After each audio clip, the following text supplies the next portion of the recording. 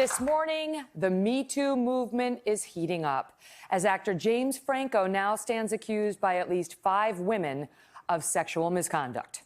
The LA Times printing a lengthy report on him today, alleging sexual misconduct by Franco at his acting school, and with several aspiring young actresses, charges Franco denies. You saw him at the Golden Globes the other night with the Time's Up pin. And it was a dangerous thing to do, given that he'd already had a public accusation with a 17-year-old. And sure enough, now we are seeing fallout. Again, he's denying misconduct. But these accusers, just so you know, do not include actress Ali Sheedy, who implied on Twitter the night of the Golden Globes that she had a Me Too story about James Franco. He denied knowing what the heck she was talking about. Last night, he was on NBC with Seth Meyers. And Seth pressed him about why he wasn't curious enough about Ali Sheedy to actually reach out to her, in response to which Franco said this. I really don't. Not curious enough, though, to reach out to her as someone that you had a good relationship with before, and to try to understand why she would have done that? I don't know. It was so shocking. I don't know. I guess I'm just letting it be. To discuss these and the other sexual harassment allegations that have broken just overnight, I'm joined now by NBC's Cynthia McFadden and Stephanie Gosk. Hi. Hi. Hi, Megyn. Welcome. All right, so let's start with Franco. So the LA Times, first we heard Ali Sheedy the night of the Golden Globes, and another woman came out via tweet and said something.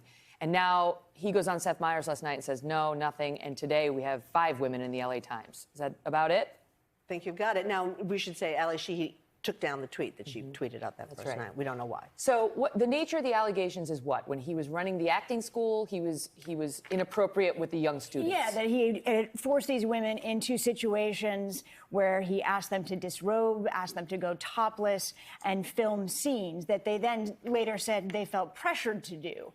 Some of those scenes actually showing up online and being out on the internet. Which is not what they expected. Right. One of them, an orgy, they say. That they were shooting an orgy scene, without getting too graphic, that he took the orgy scene to inappropriate places. The women thought it would be acting and that they would be protected in certain ways, that he removed those protections. There's also a woman suggesting that she had a consensual relationship with him, but that he forced her into oral sex. In the front seat of her car. Oh. Yeah, and you know, these are so hard to litigate because talk about even. Because by definition, you know, you don't have witnesses. This happens in private. So I think that Franco has said on this that he regrets putting anyone in a difficult position and that he's going to own, as he has throughout his life, the things he does wrong that he had said previously in the week. We'll see. Russell Simmons also says that. Yeah. Russell Simmons also says he's a changed man and he's going to own his bad behavior. And things have gone from bad to worse for him. Tell us what the latest is. I mean, Russell Simmons now is under investigation in NYPD here in New York for rape. The 2 women have come forward. They've launched a criminal investigation. And criminal investigation now against Russell Simmons. Right. And again, he denies it. He says this is the most painful thing that's ever happened to him. He doesn't understand what has happened. But it raises this really interesting question. And it's the question of where these accusations are showing up and how we validate them or don't validate them. We have a criminal investigation, a process that he will go through where he will have recourse. If these allegations are not true, if there is no evidence to prove that they are true, then the system won't convict him. But when you look at accusations that pop up on Twitter, and these are now consumed voraciously in this climate, the people that are being accused don't have a lot of recourse. And I think we have to start asking questions. They don't have due process. In this scorched earth climate that we live in, there's going to be collateral damage. And what do you do if you are an innocent person falsely accused? And I don't have a good answer to that. Well, and there's one approach being taken now by actor Michael Douglas, who has preemptively come out to deny a story he is expecting about him. Yeah, just before Christmas, he was called by his lawyer, who had been contacted by a publication saying that a woman who had worked for him 32 years ago said that he had behaved inappropriately in the office. She says, the accuser, who we don't know who it is, the accuser also says there wasn't anything physical, but that he said things he shouldn't have been saying to colleagues and others on the phone and in other ways, and made the office an uncomfortable environment. And she also, at the end, she says he also masturbated in front of her. That's you buried the lead. Yeah. Well, and There you go. He denies that vigorously. He said, listen, maybe the office, maybe I said things, maybe I did things. She could have absented herself. None of this was directed toward her, and she acknowledged that, according to the reports we have. He vigorously denies having masturbated in front of her. Now listen, why come out ahead of the accuser? It's an interesting question. I think you'd agree with me. Legally, I'm not sure. It's always nice to control the narrative, and if you set it out there first, maybe you can help do that. I think as a public relations matter, you wait till the article comes out. Listen, right? I mean, isn't but that here's why I think he 5 did years it. ago? He's got little kids, he's got a wife, and the drip, drip, drip of this, I think, got to him. He alluded to that too. You can imagine what it must feel like. Terrible. Terrible. But, the problem is, and I have no idea what happened in the Michael Douglas situation, but I think in a lot of these situations, these men are saying, I had no idea. Charlie Rose came out and said, I thought it was all shared feelings. Right. And it's like, if a young woman comes over to your house, as is alleged in the Charlie Rose case, and you whip open your bathrobe, she is there for business purposes. Yeah. What on earth would make you think is shared feelings? Right. It's, I mean, I'm sorry he's having pain, Charlie and the others, but think about the pain that the young women went through with thinking they were, ascending the corporate ladder only to have the open bathrobe. And the crusty paw. That was what that's what that was alleged in the Charlie Rose case. The crusty paw. I don't know, whoever coined that phrase was a genius. It really brings it home. There's a book title there, yes. But the point about due process is a real one. And can I say, a lot of the men you talk to, because I talked to some of these men, are objecting about the lack of proportionality in this, that they're all getting lumped in the same group. I think that's fair. That's not to say that any of it is right.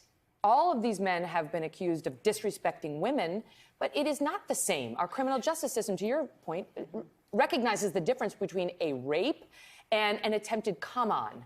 But also you have the level of filter that happens in the press, too. So you have the articles that come out. And with Harvey Weinstein, we saw this as well. The article came out when you have multiple women willing to go on the record and name themselves with their stories. And those reports were reported out for months and years in some cases. Instead, now we've got this tweeted out, and all of a sudden on late night, you've got an actor that's got to respond to it. And that's a different climate. And we have to reevaluate if that's the world we want to live in. And you do see, it's like the New York Times ad that came out. He said, she said. But when it's he said, she said, she said, she said, she said, the case becomes much more compelling. I want to get to this. Yesterday, we talked about the headline in the news, which was Michelle Williams got $1,000 to reshoot some of the scenes of All the Money in the World, that movie that they had to redo because of Kevin Spacey. And actor Mark Wahlberg got paid $1.5 million to reshoot it.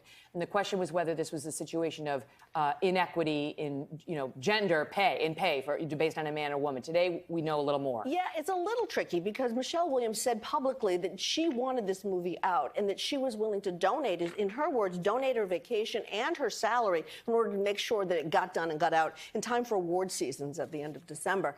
So Mark Wahlberg, not so much. Mark Wahlberg, not so much. Want to get paid. He negotiated. And, I think there is a question about whether she knew that he was getting paid. But it's worth noting that a lot of men also donated their salaries, including the director, Ridley Scott. He wasn't paid for this either, and some of the other male actors. I'm not sure it's a great example of gender inequality, though I want to say loudly and clearly, we got to do better. I was looking some stuff up. I know you know this. I love this. 1963 was when the Equal Pay Act was passed. And that year, women made 59 cents for every dollar a man made. 53 years later, women now make 80 cents on the dollar for every man.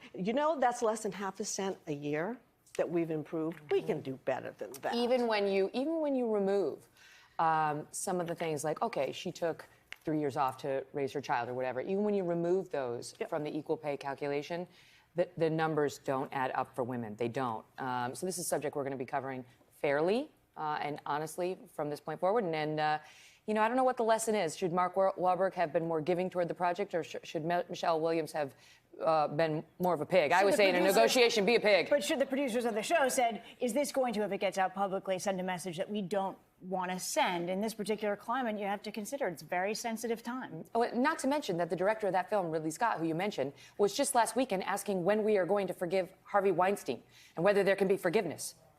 Not now. Not yet, I think is the answer. Too soon. Yeah, too soon, right.